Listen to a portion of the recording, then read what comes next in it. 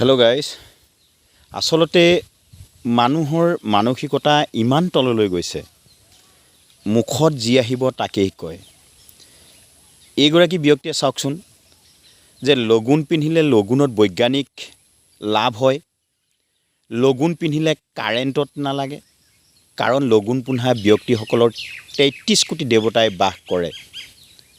এইজন ব্যক্তিয়ে আকৌ লগুণত লাগিলে এইবাৰ।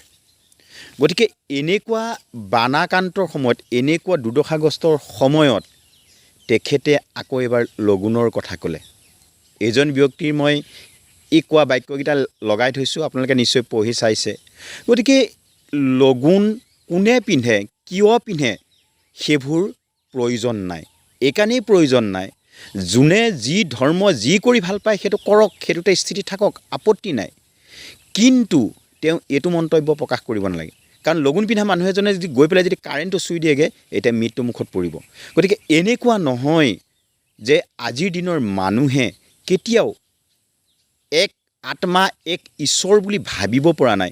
যিসকলে ভাবিছে বেলেগ কথা, তেখেতে আহি যদি কাৰেণ্টটো চুই দিয়ে, কাৰেণ্টটো চুই প্ৰমাণ কৰি দিয়ক যে মই লগুণ পিন্ধাৰ কাৰণে মোৰ কাৰেণ্টটোত নালাগিল। গতিকে এনেকুৱাবিলাক মন্তব্যই আমাৰ সমাজত কি সৃষ্টি কৰিব আপোনালোকে চিন্তা কৰকচোন, বা নতুন প্ৰজন্মক আমি কি শিক্ষা দিম।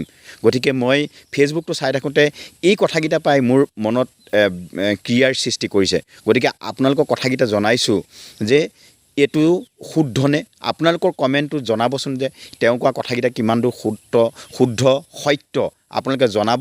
আৰু যদি আপোনালোকে ভাল পায় ভিডিঅ'টো, শ্বেয়াৰ কৰি দিয়কচোন, প্লিজ শ্বেয়াৰ কৰি দিয়ক, তেওঁ যাতে পাওক। আমি নতুন প্ৰজন্ম, আমি জুবিন যুগৰ মানুহ। জুবিন ডাঙৰীয়াই কৈছিল, কি কৈছিল, তেওঁ লগুণ ছিঙি পেলাই কৈছিল, লগুণ ছিঙি পেলাই তেওঁ কৈছিল, মোৰ কোনো জাতি নাই, মোৰ কোনো ধৰ্ম নাই, মই মুক্ত। গতিকে আমি সকলো মুক্তই।